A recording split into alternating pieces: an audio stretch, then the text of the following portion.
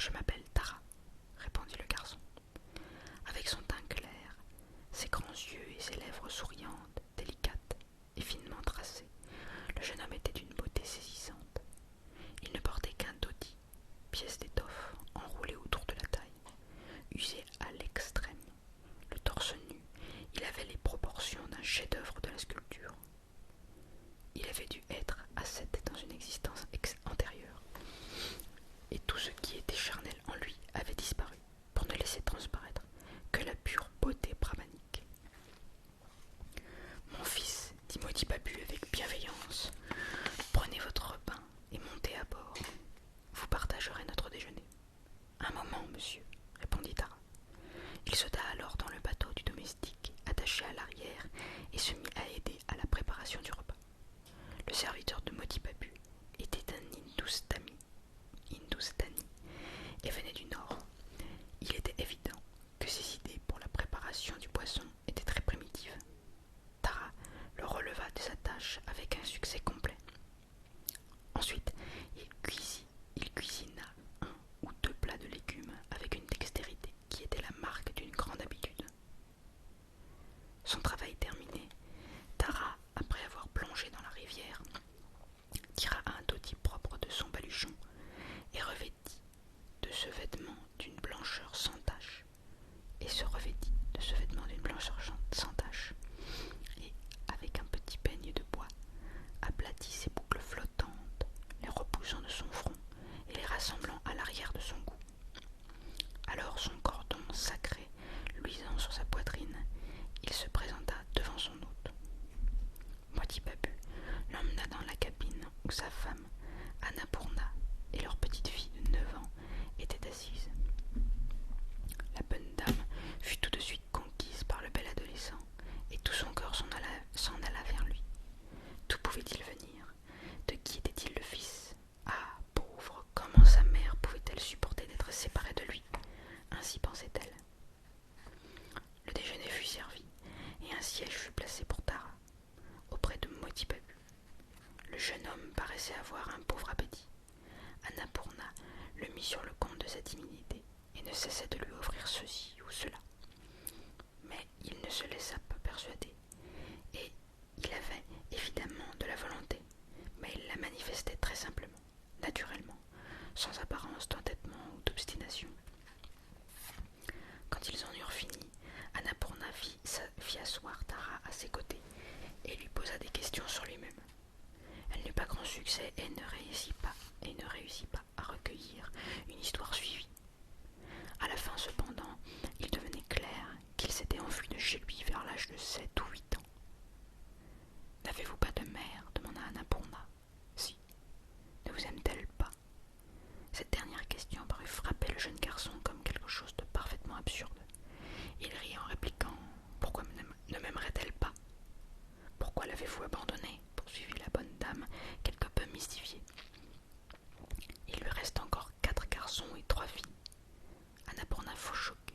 « Comment peut-on parler ainsi » s'écria-t-elle. « Peut-on supporter de se couper un doigt parce qu'on en a encore 4 autres ?» L'histoire de Tara était aussi brève que les années de sa vie étaient peu nombreuses. De tout ce qu'il avait raconté, il paraissait comme un enfant exceptionnel. Il était le 4e fils de ses parents, et son père était mort quand il était encore enfant. Tara avait toujours été le favori de tout bien qu'il eût, de nombreux frères et sœurs. Il était gâté à la fois par sa mère, ses frères et ses voisins. Même à l'école, le maître lui épargnait la férule, et quand il lui fallait le punir, la punition était ressentie par toute la classe. Aussi n'avait-il aucune raison de quitter sa famille. Chose étrange, alors que le garnement maladif du village, qui passait son temps à voler les fruits dans les arbres de ses voisins ou à manger les fruits, plus nombreux encore que ses mêmes voisins, le pressaient d'accepter, restait dans les limites du village, auprès d'une mère grondeuse. Lui, Tara, que tous chérissaient, s'enfuit sans regret pour se joindre à une troupe de comédiens étrangers. Tout le village fut en émoi. Un groupe partit à sa recherche et le ramena à la maison. Sa mère, désolée, le serra contre son cœur et l'inonda de ses larmes. Un sens austère de leur devoir obligea ses aînés à faire l'héroïne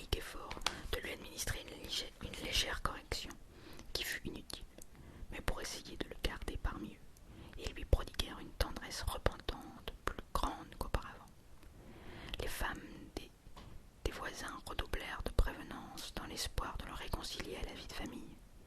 Mais tous les liens, même ceux de l'affection, lui étaient pesants. L'étoile sous laquelle il était né avait sans doute décrété qu'il serait un sans foyer. Quand Tara voyait des bateaux venant d'autres régions que l'on remorquait le long de la rivière ou qu'il rencontrait un sannyasi, moine errant, dans ses cheminements à travers les terres inconnues, se reposant sous un des banians du village, ou qu'il regardait un camp de bohémiens s'installer dans les champs en friche près de la rivière, et qu'il les voyait préparant leur hutte de bambous couverte de nattes, divisant les bambous et tressant les nattes, son esprit désirait ardemment la liberté de ce monde mystérieux du dehors, qui n'était pas entravé par les liens d'affection. Quand il eut recommencé 2 ou 3 fois son escapade, ses parents et ses voisins abandonnèrent tout espoir de le retenir. Quand le directeur de la troupe de comédiens qu'il avait suivi commença à s'attacher à Tara comme à un fils, et que ce dernier devint le favori de toute la bande, des grands et des petits, quand il découvrit que les gens qui les invitaient à donner des représentations, les femmes surtout, le faisaient venir pour lui marquer leur particulière admiration, il s'échappa encore, et ses compagnons ne purent retrouver sa trace. Tara était comme un jeune faim. Comme lui, il ne pouvait supporter d'être captif, et comme lui, la musique l'attirait. Ce sont les chansons des troupes ambulantes qui l'ont d'abord détaché de ses liens de famille. Le son de la musique éveillait dans ses veines un courant de même rythme, et tout son être suivait ce rythme. Même quand il n'était plus qu'un petit enfant, il avait une attitude si grave quand il assistait à une séance de musique, inclinant la tête avec sérieux pour marquer la mesure que les grandes personnes avaient peine à s'empêcher de rire. Mais ce n'était pas seulement la musique, c'était aussi le crépitement des lourdes pluies de juillet sur l'épais feuillage des arbres, le roulement du tonnerre, le gémissement du vent à travers les fourrés. Comme un enfant géant égaré loin de sa mère, tout cela le transportait de joie. Le cri lointain des vautours volant haut dans le ciel, brûlant de midi, le coincement des grenouilles un soir de pluie, le hurlement des chacals au milieu de la nuit, tout l'agitait dans les profondeurs de son être.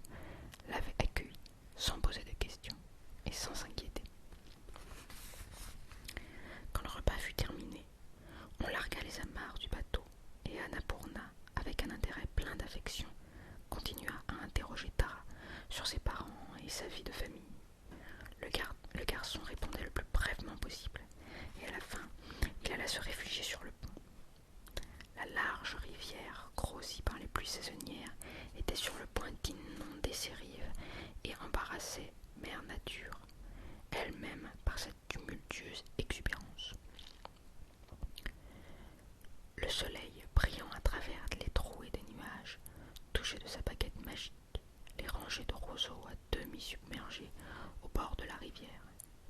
Les fraîches étendues d'un vert brillant des champs de canne à sucre plus haut sur la rive et la légère brume empourprée des bois contre le lointain horizon, tout miroitait, frissonnait, s'animait et vivait. Tara monta sur le pont supérieur et se coucha à l'ombre d'une voile tendue. L'une après l'autre, les grasses prairies en pente, les champs de jute inondés, les vagues d'un vert profond des rizières, les chemins étroits montant en serpentant vers le village du bord de l'eau, d'autres villages nichés dans les fourrés épais. Tout cela passait et s'éloignait. Ce monde si grand, sous ce ciel large, couvert, le mouvement et le murmure dans les champs, le tumulte dans les eaux, le frémissement incessant dans les arbres, l'immense solitude de l'espace, celle du ciel, celle de la terre, ce monde-là était en accord intime avec le jeune garçon. Et cependant, jamais il n'avait essayé de lier cet esprit inquiet dans une étreinte exigeante et jalouse. Sur la rive, les petits veaux gambattaient, les poneys des villages aux pattes entravées passaient tous tout en boatillant dans les prés. Les martins pêcheurs, perchés sur les tiges de bambou, placées pour étendre les filets, plongeaient rapidement de temps à autre pour pêcher le poisson.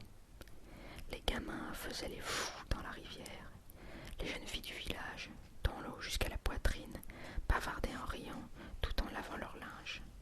Les marchandes de poissons, le pan de leurs saris serrés autour de la taille, discutaient avec les pêcheurs du poisson, du prix du poisson.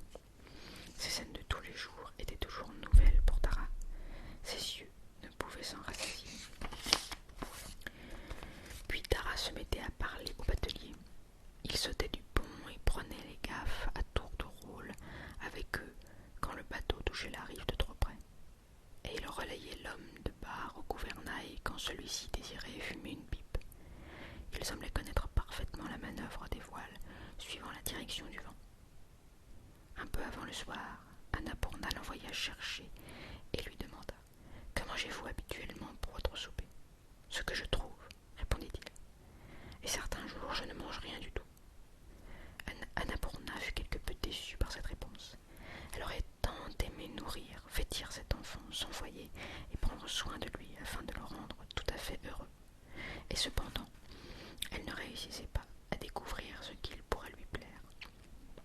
Plus tard, quand le bateau fut amarré pour la nuit, elle s'empressa d'envoyer des serviteurs dans le village pour chercher du lait, des pâtisseries et toutes sortes de friandises.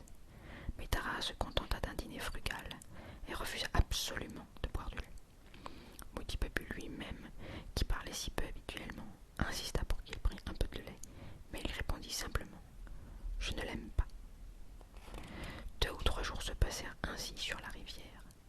Tara, de son propre gré et avec grand empressement, aida à faire le marché, à faire la cuisine et rendit service au batelier chaque fois qu'il y avait un travail à exécuter. Rien de ce qui était intéressant n'échappait à son regard attentif. Ses yeux, ses membres, son esprit étaient toujours en alerte.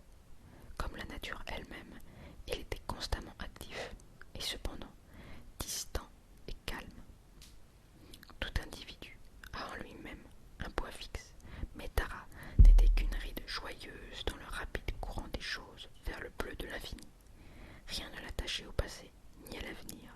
Sa destinée était d'aller toujours en avant.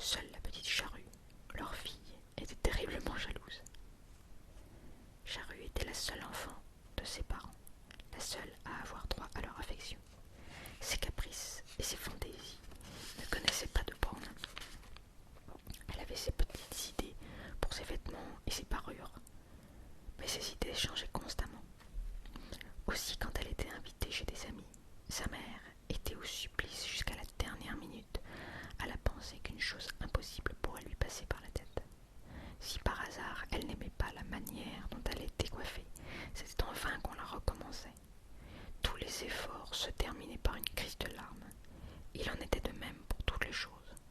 Quand toutefois elle était de bonne humeur, elle était tout à fait charmante.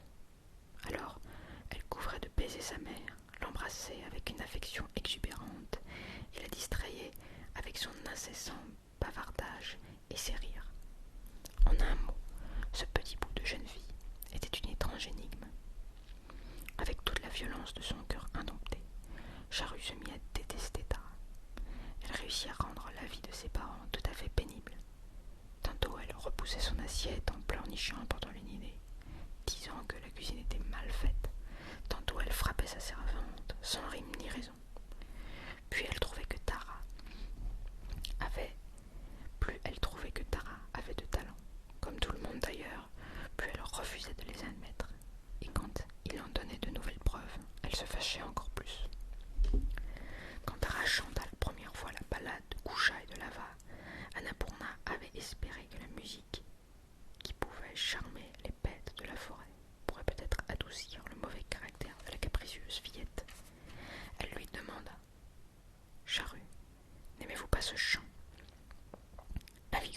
Un vigoureux hochement de tête fut toute la réponse qu'elle obtint, ce qui voulait dire: « Je ne l'aime pas, et je ne l'aimerai jamais. Voilà. » Devinons que c'était pure jalousie. La mère s'arrangea pour ne pas témoigner son affection à Tara en présence de sa fille. Mais quand Charrue allait se coucher, après avoir dîné de bonnes heures et que Maudit Babu était assis sur le pont avec Tara, Annapurna venait s'asseoir près de la porte de la cabine et demandait à Tara de lui chanter quelque chose. Tandis que la mélodie inondait le ciel du soir, qu'elle paraissait avoir jeté un charme de silence sur les villages reposant au crépuscule, et remplissait le cœur si tendre d'Annapurna d'une extase de beauté et d'amour indicible. Alors Charrue quittait son lit et montait en pleurant sur le pont. « Mère, comme vous faites tous beaucoup de bruit, je ne peux pas dormir. » Elle ne pouvait pas supporter l'idée d'être seule, envoyée se coucher, quand son père et sa mère entouraient Tara et se réjouissaient de l'entendre chanter. Tara, pour sa part, trouvait les caprices de cette petite fille, aux brillants yeux noirs, tout à fait divertissants. Il fit de son mieux pour la conquérir, en lui racontant des histoires, en lui chantant des chansons, en jouant de la flûte pour elle. Mais tout cela n'eut aucun succès. C'était seulement quand il plongeait dans la rivière pour son bain journalier, avec son doti ramené au-dessus des genoux et rattaché autour de sa taille, ses membres clairs et souples fendant l'eau avec une adresse remarquable comme un lutin des eaux, que le regard curieux de la petite fille ne pouvait s'empêcher d'être attiré. Elle attendait tous les matins l'heure de ce bain, mais sans laisser deviner cet attrait à qui que ce soit.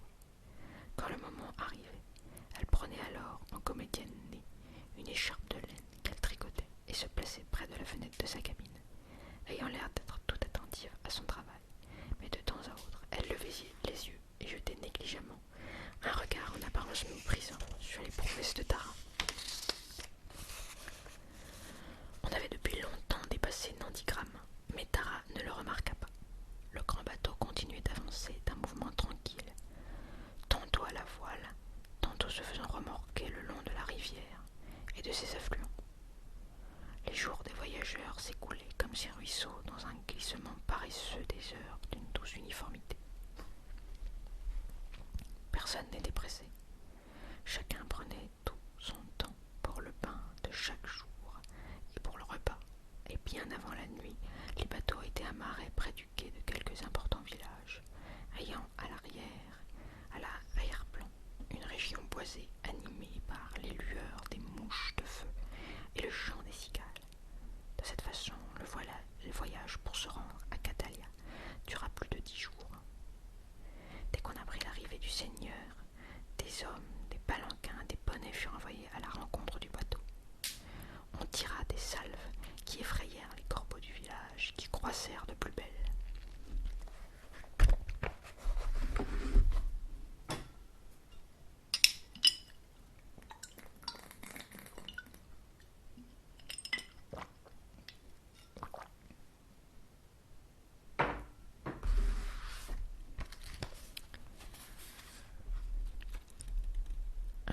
de ce détail dans le débarquement, à cause de cette bienvenue en cérémonie, Tara quitta tranquillement le bateau et fit un tour rapide dans le village. Il saluait les uns du nom de frères, de sœurs, les autres du titre d'oncle et de tante. Aussi, en 2 ou 3 heures, il s'était fait des amis de toutes sortes et de toutes conditions dans le village. C'était peut-être parce que Tara ne reconnaissait aucune attache qu'il pouvait si aisément gagner l'affection des autres. Quoi qu'il en soit, en peu de jours, le village tout entier avait capitulé.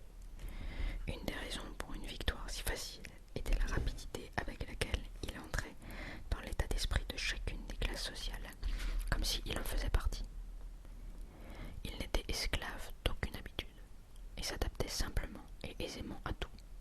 Enfant avec les enfants, il demeurait cependant un peu distant et supérieur. Avec les aînés, il ne se montrait ni comme un enfant, ni comme un égal. Avec les paysans, il était paysan, sans perdre sa qualité de brahmane. Il prenait part aux travaux et aux jeux de tous avec entrain et adresse. Un jour qu'il était assis dans la boutique du marchand de sucrerie, ce dernier lui demanda de le remplacer pendant qu'il allait faire une course. Le jeune garçon, volontiers, resta assis pendant plusieurs heures, écartant les mouches des gâteaux avec une feuille de palmier. Il savait lui-même faire ses sucreries, et il pouvait aussi bien aider le tisserand à son métier et le potier à son tour, avec autant d'aisance. Mais bien qu'il eût fait la conquête du village, il n'avait pu vaincre la jalousie d'une petite fille. C'était peut-être parce qu'il sentait que ce petit bout de femme désirait de toutes ses forces le faire partir, qu'il faisait un séjour si prolongé à Catalia. La petite charrue ne tarda pas à fournir une preuve toute nouvelle de l'impénétrabilité de l'esprit féminin. La fille de la cuisinière, Sonamani, était veuve depuis l'âge de 5 ans. Elle avait maintenant l'âge de Charrue et était sa meilleure amie. Elle était retenue à la maison par une petite maladie quand la famille revint au village. Aussi ne put-elle venir voir son amie pendant quelques jours. Dès qu'elle put enfin sortir, ses 2 amis de cœur se brouillèrent pour de bon. Voici ce qui se passa.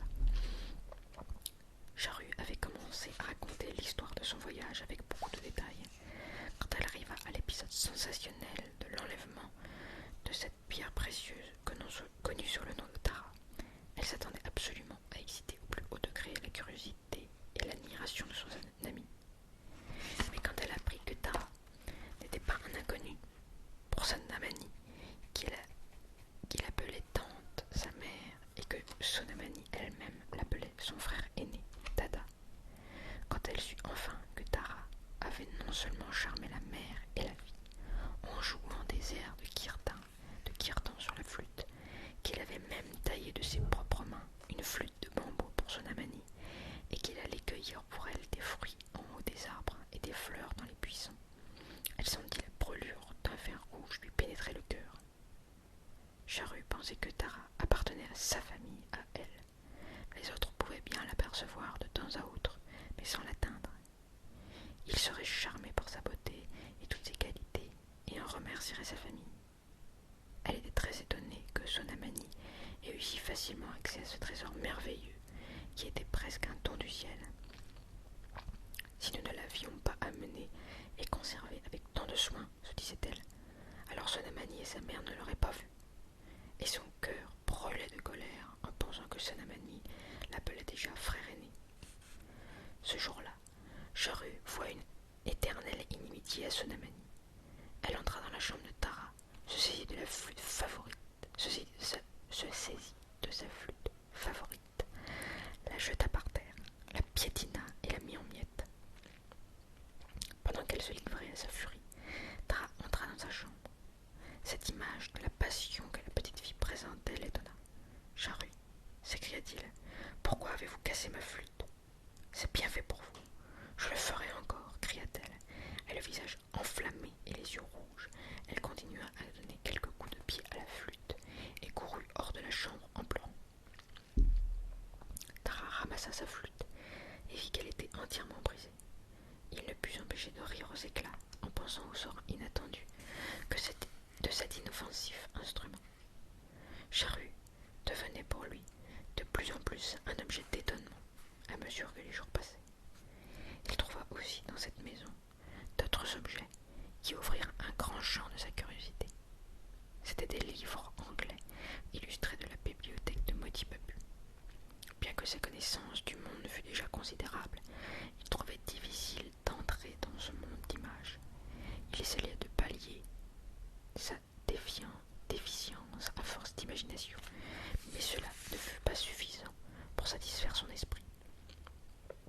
En s'apercevant que les livres d'images attiraient grandement Tara, Moti Babu lui demanda un jour s'il aimerait apprendre l'anglais. Vous pourriez alors comprendre toutes ces images. Je voudrais vraiment, s'écria Tara. Moti Babu fut enchanté et s'arrangea aussitôt avec le directeur de l'école du village pour qu'il vienne lui donner des leçons d'anglais. Avec une vive mémoire et une attention soutenue, Tara se mit au travail pour ses leçons d'anglais. Il avait l'air de s'être embarqué dans une quête aventureuse et d'avoir laissé toute sa vie passer derrière lui. Les voisins ne le virent plus. Quand l'après-midi, juste avant qu'il ne fasse nuit, il marchait rapidement le long de la rivière déserte en apprenant sa leçon. La bande de ses amis le regardait de loin avec tristesse, mais n'osait pas le déranger. Charrue même ne le rencontrait que rarement. Tara venait avant dans l'espoir, dans l'appartement des femmes, le Zenana, pour prendre ses repas, sans se presser, sous le regard bienveillant d'Annapurna. Maintenant, il ne pouvait plus supporter cette perte de temps et demanda instamment à Moti Babu la permission d'être servi à part. Annapurna fut désolée à la pensée de ne plus avoir sa compagnie et protesta vivement. Mais Moti Babu, très heureux de voir le jeune garçon intéressé par ses études, fut de son avis et fit les nouveaux arrangements qu'il demandait. Tout à coup, Charrue annonça qu'elle aussi voulait apprendre l'anglais.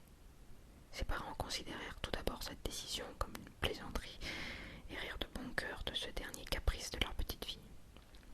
Mais elle noya dans un flot de larmes cet accueil amusé fait à son désir d'étudier, si bien que ses parents, désarmés par leur tendresse, durent envisager le sujet plus sérieusement. Charrue fut confié au même précepteur que Tara et prit ses leçons avec lui. Mais l'amour de l'étude ne venait pas naturellement à cette frivole petite créature. Non seulement elle n'apprenait rien elle-même, mais elle rendait plus difficile le travail pour Tara. Elle restait en arrière parce qu'elle ne préparait pas ses leçons et se mettait en colère ou éclatait en larmes si Tara continuait sans elle. Quand Tara avait terminé un livre, elle devait s'en procurer un autre. Il fallait lui en acheter un pour elle aussi. Sa jalousie ne lui permettait pas d'accepter que Tara fît son travail seule dans sa chambre pour terminer ses devoirs. Elle entrait furtivement quand il n'était pas là, barbouillait ses cahiers avec de l'encre, emportait sa plume, etc. Tara supporta ces méchantes taquineries aussi longtemps que possible, et quand il en avait assez, il la battait, mais rien ne pouvait l'amener à changer de conduite.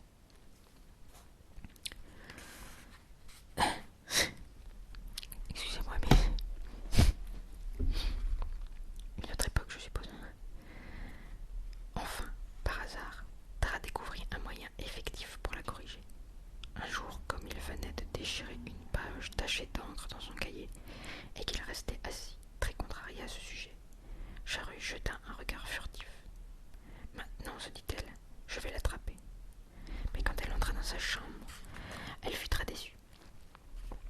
Tara restait assis, tranquille, sans dire un mot. Elle entrait, sortait, s'arrangeant pour passer assez près de lui pour qu'il pût lui donner une claque s'il en avait envie. Mais il n'en fit rien. Il demeurait toujours aussi grave et aussi tranquille. La petite coupable ne savait plus que faire. Elle n'avait jamais été habituée à demander pardon, et cependant son cœur, contrit, brûlait du désir de le faire. Ne trouvant pas d'autre moyen, elle prit la page déchirée et s'asseyant près de lui, écrivit d'une large écriture ronde « Je ne le ferai plus ». Puis elle fit tout ce qu'elle put pour attirer l'attention de Tara sur ce qu'elle avait écrit. Tara ne put se contraindre plus longtemps et éclata de rire. La fillette s'enfuit de la chambre, hors d'elle de chagrin et de colère. Elle sentait que la disparition complète dans le temps cette feuille de papier pourrait seule effacer sa honte. La craintive, la timide Sonamani venait quelquefois près de la porte de la salle de classe, hésitait sur le seuil, et puis se sauvait. Elle s'était réconciliée avec Charus, et elles étaient devenues aussi amies que par le passé, en toutes choses, sauf quand il s'agissait de Tara. Alors, Sonamani était effrayée et devenait prudente. Aussi, choisissait-elle le moment où Charus était à l'intérieur du Sénana pour rôder près de la classe. Un jour, Tara aperçut cette petite silhouette qui s'éloignait et l'appela. « Sona, c'est vous. Donnez-moi des nouvelles. Comment va ma tante ?»« Il y a si longtemps que vous n'êtes pas venu chez nous, » dit Sonamani. « Mère a mal au dos, sinon elle serait venue vous voir elle-même. » À ce moment-là, Charus entra. Sonamani était toute bouleversée. Elle avait le sentiment d'avoir été surprise en train de voler son ami. Charus, d'un mouvement de tête et d'un ton de voix aigu, lui cria. « C'est une honte, Sonamani, de venir ainsi déranger les leçons. Je le dirai à mon père. » À l'entendre, on aurait pu croire que le seul souci de cette surveillante improvisée de Tara était d'empêcher qu'on vienne le distraire dans ses études. Pourquoi donc était-elle montée à cet instant-là? Dieu seul le sait. Tara n'en avait pas la moindre idée. La pauvre Sonamani, très troublée, chercha mille excuses, tandis que Charus lui disait qu'elle n'était qu'une vilaine cancanière, de sorte qu'elle n'eut d'autre ressource que de s'éclipser, tout à fait vaincue. Mais Tara, plein de sympathie, lui cria « Sona, dites à votre mère que j'irai la voir ce soir. »« Ah, vous irez vraiment ?» dit Charus en ricanant. « N'avez-vous donc pas de leçons à étudier? Je le dirai au maître, vous verrez, je lui dirai. » Nullement impressionnée par la menace, Tara passa 2 ou 3 soirées chez la cuisinière. Le 3e jour, Charus fit autre chose que proférer des menaces. Elle attacha la chaîne qui fermait la porte de Tara à l'extérieur et, prenant le petit cadenas de la boîte à épices de sa mère, elle enferma Tara dans sa chambre. Pour la soirée, ne le laissant sortir qu'à l'heure du souper. Tara fut extrêmement fâchée et jura de ne pas toucher à un seul morceau de nourriture. La petite fille, repentante et hors d'elle, le pria et le supplia de lui pardonner. « Je ne le ferai jamais, jamais plus. Je vous le demande à genoux, supplia-t-elle. Mangez quelque chose. » Tara tint tout d'abord, mais quand elle commença à sangloter, comme si son cœur allait se briser, il revint sur sa décision et s'assit à table pour le souper. Charus s'était souvent promis à elle-même qu'elle ne taquinerait plus jamais Tara et qu'elle serait très douce avec lui. Mais il y avait toujours quelque chose pour se mettre en travers du chemin. C'était ou bien Sonamani ou quelques autres obstacles qui détruisaient ses vertueuses résolutions. Aussi, quand Tara trouvait Charus particulièrement paisible et bonne, commençait-il à s'inquiéter et à craindre une explosion. Comment et pourquoi elle se produisait, il ne sut jamais le découvrir, mais elle se produisait toujours et suivie d'un flot de larmes, et puis un brillant soleil se levait, et de nouveau c'était la paix.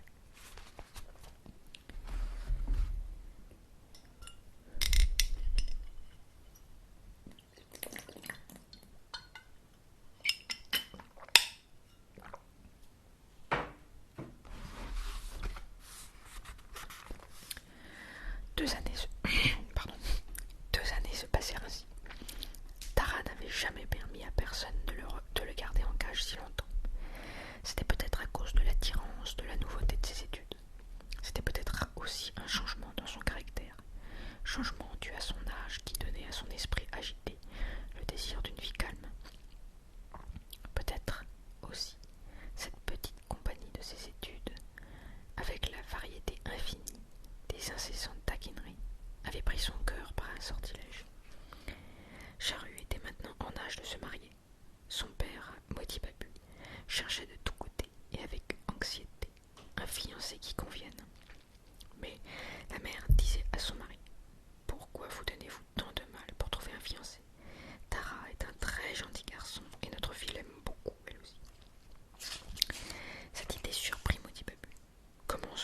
possible, s'exclama-t-il. Nous ne savons rien de sa famille et de ses antécédents. Notre unique fille doit faire un beau mariage. Un jour, un groupe envoyé par le seigneur de Raidanga vint voir la jeune fille en vue d'un mariage possible. De vains efforts furent faits pour obtenir que Charu vienne se présenter dans ses beaux habits dans la salle de réception. Elle s'enferma dans sa chambre et refusa de bouger. Moti Babu se tint à la porte, plaida la cause et se fâcha, mais en vain. Il dut s'en retourner enfin et faire des excuses embarrassées aux envoyés du prétendant, disant que sa fille n'était pas bien portante.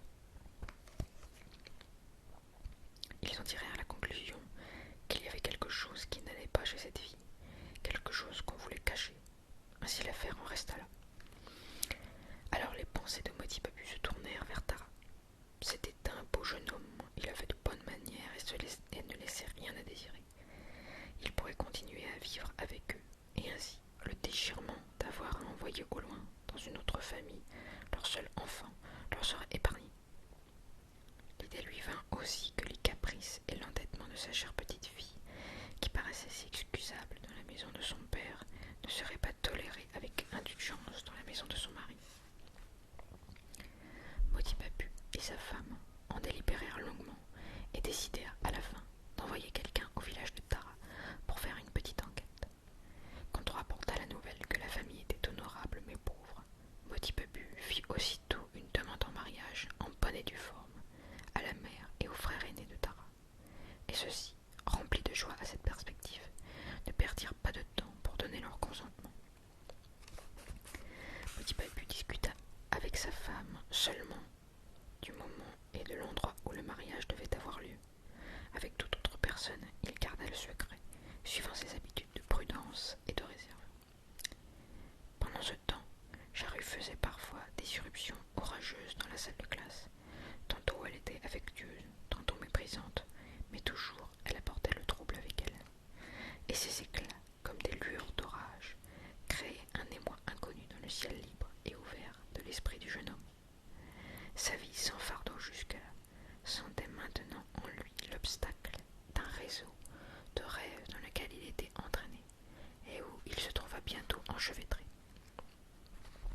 Tara, quelquefois abandonnant ses leçons se rendait à la bibliothèque où il demeurait plongé dans les images des livres. Et le monde que son imagination maintenant évoquait par ces images était différent du monde de son passé et bien plus richement coloré. Le jeune homme était frappé du changement qui s'était produit en lui et avait conscience d'une expérience nouvelle.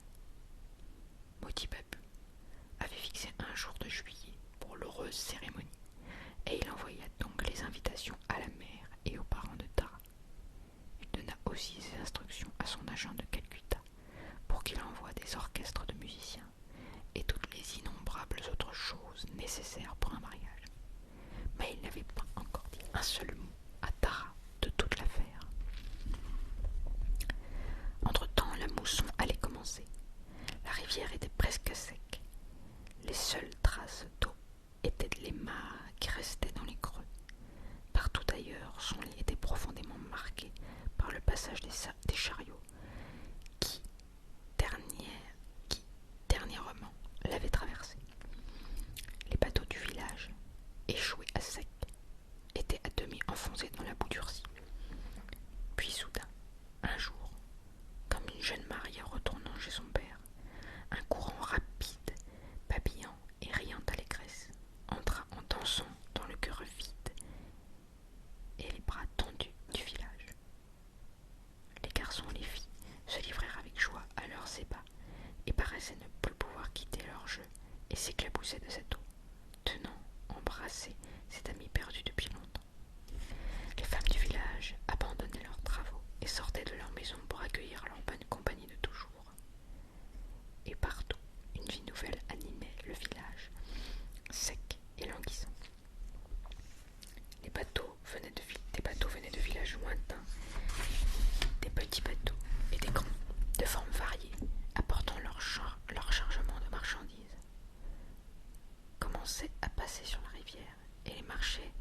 résonnaient le soir des chansons des bateliers étrangers. Pendant la saison sèche, les villages de l'une et l'autre rive étaient laissés à leur solitude et à leurs petites affaires domestiques dans leurs coins reculés. Mais à la saison des pluies, le grand monde du dehors venait leur faire la cour, monté sur son chariot de boue rouge, chargé de ses présents en marchandises. Et alors, toutes les mesquineries étaient balayées pour un moment dans l'enchantement de tous ces hommages. Tout devenait vivant et gai, et les clameurs de fête remplissaient le ciel. Cette année, les membres de la famille Nag, qui habitaient non loin de là, préparaient un char de fête particulièrement magnifique. Une grande méla devait se tenir sur leur terre. Quand Tara s'en allait, flânait le soir au clair de lune, il voyait passer les bateaux, les uns remplis de manèges, les autres transportant des troupes de comédiens, chantant et jouant, et puis un grand nombre de bateaux, avec les marchands forants et leurs diverses marchandises. Il y en avait même qui contenait une troupe de comédiens ambulants et un violoniste qui jouait vigoureusement un air très connu et criant bruyamment un ha-ha d'encouragement chaque fois qu'il revenait au refrain. Les bateliers qui venaient des pays de l'Ouest faisaient un bruit vide de sens mais enthousiaste avec leurs cymbales, sans accompagnement de chansons ou de musique. Tout n'était qu'excitation et vacarme. Tandis que Tara regardait tout cela, une immense masse de nuages s'avançait rapidement du lointain horizon, s'étendait, se gonflait comme une grande voile noire. La lune fut cachée, le vent d'est s'éleva, poussant les nuages. La rivière s'enfla et se souleva. Dans les bois qui se balançaient au bord de la rivière, l'obscurité devint très profonde. Les grenouilles coissèrent et les stridentes cigales semblaient découper la nuit avec leurs cris aigus. Le monde entier avait l'air d'offrir une fête de chars. Ce soir-là, avec les drapeaux qui flottaient, les roues qui tournoyaient et la terre qui tremblait. Les nuages se poursuivaient les uns les autres, le vent les poussait, les bateaux filaient à toute vitesse, et les chansons montaient jusqu'aux yeux. Alors les éclairs étincelèrent et fendirent le ciel d'une extrémité à l'autre. Le tonnerre gronda, et de la profondeur des ténèbres monta une odeur de terre mouillée, tandis qu'une pluie torrentielle tombait. Seul le petit village endormi de Catalia somnola dans un coin, avec ses portes closes et ses lumières éteintes. Le jour suivant, la mère de Tara et ses frères débarquèrent à Catalia, et les 3 gros bateaux pleins de tout ce qui était nécessaire à la cérémonie du mariage arrivèrent au quai. Ce jour-là, Sonamani, très excitée, s'aventura à porter des confitures de mangue et des fruits marinés dans le sel jusqu'à la chambre de Tara, et s'arrêta en hésitant à la porte. Mais Tara n'était pas là. Avant que cette conspiration d'amour et de tendresse eût réussi à le cerner complètement, lui, l'inattaché, le jeune brahman à l'âme libre, avait fui durant cette obscure nuit pluvieuse, emportant le cœur du village. Cœur qu'il avait dérobé. Il était retourné vers la mère nature, tranquille, dans sa sereine indifférence.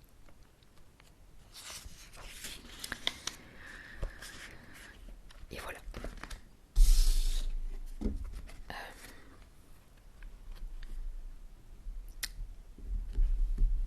Autre époque, malgré tout.